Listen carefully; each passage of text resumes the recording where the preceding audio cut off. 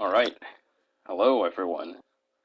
Uh, I'm Desmond Darko, and this is for uh, English Leave 3660. I have created, with the help of the program or website Easily, a infographic, a rudimentary infographic at that, but an infographic nonetheless of um, the uh, perspective of the home versus the house in House of Leaves, and looking at how different characters fit into different spaces in terms of the story and the space of the house, and the reality in which the House of Leaves story is told. So, what I did was I took the house itself to be the grander physical object, that this is the objective truth of what this thing is, including all of the speculation and all of the realities of the house, whichever side they may fall on. And within that, I made essentially two categories. I made the home, which is where characters who deal with the house know it. They know its physical dimensions, and they are at a consistent reality.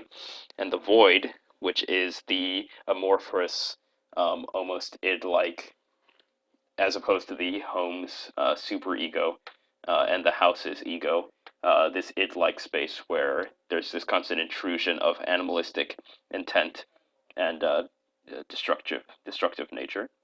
So within these two categories specifically, I chose to put Will Navidson, obviously, and Karen in the home, as well as a few other characters such as Reston and Holloway before he descended into madness. Characters like that who were directly affiliated with the home, but attempted to escape. Um, and some did, some unfortunately did not. Uh, then there's the void. I wish I had managed to make the void shape a bit more encroaching on the home and a bit more amorphous, but unfortunately, easily does not have expedient tools to allow that to happen. So I just had to settle for a black square, black rectangle. Anyway, inside of the void, I had the Minotaur, which is this nondescript creature that exists within the void and is characterized by, through description, of red text with a cross, or not cross, a black dot through it, black line rather through it. And then I looked at Holloway's madness as being a separate persona from Holloway himself, and I put that also within the void, considering that he was acting outside of his seemingly conscious intentions. So outside of the house, I actually decided to put characters outside of that realm too, because there are certain characters who appear to be um, grounded in reality. However, I'm going to get into a bit of description with these. So we have Fowler, who is the actor that Karen had a short affair with.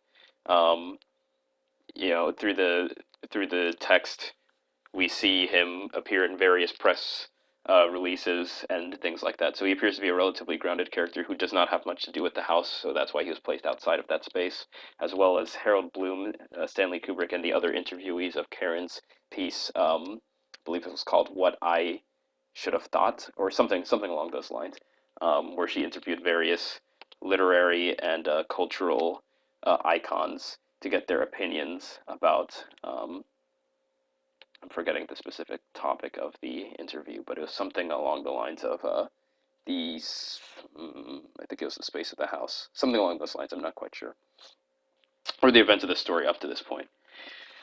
And then on the other side, I took Johnny Truant and Lude, and this was a bit confusing, and I'm still not really sure how to approach those two characters, Lude especially, but we'll start with Johnny Truant. Johnny Truant, obviously being the central storyteller of this piece, as to whether or not he fits inside or outside of the house. I assumed that he would fit outside, but he would be in a very close proximity, which is why I tried to get him as close as possible.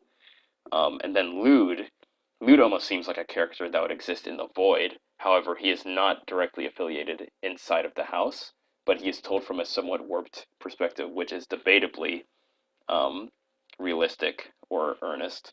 So I placed him far outside of the house. However, I put him on the side of the void, as well as Johnny Truant, because those characters are less reliable than the characters that are on the home side of the outside of the house.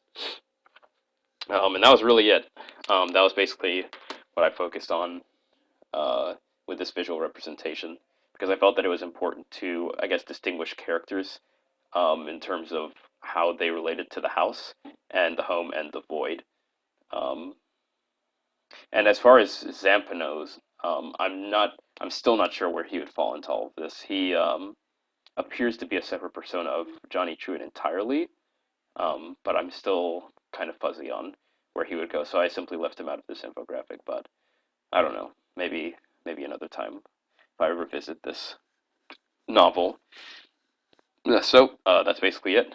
Um, Even though I personally did not particularly enjoy using easily, I can see how it can be a convenient tool for people who aren't perhaps as used to graphical interfaces or uh, programs that create graphical representations as I am. I can see how it would be expedient for them. However, it lacked a little bit of depth that I would have liked. I did feel like an illustration would have worked a little bit better, but that's just me. All right.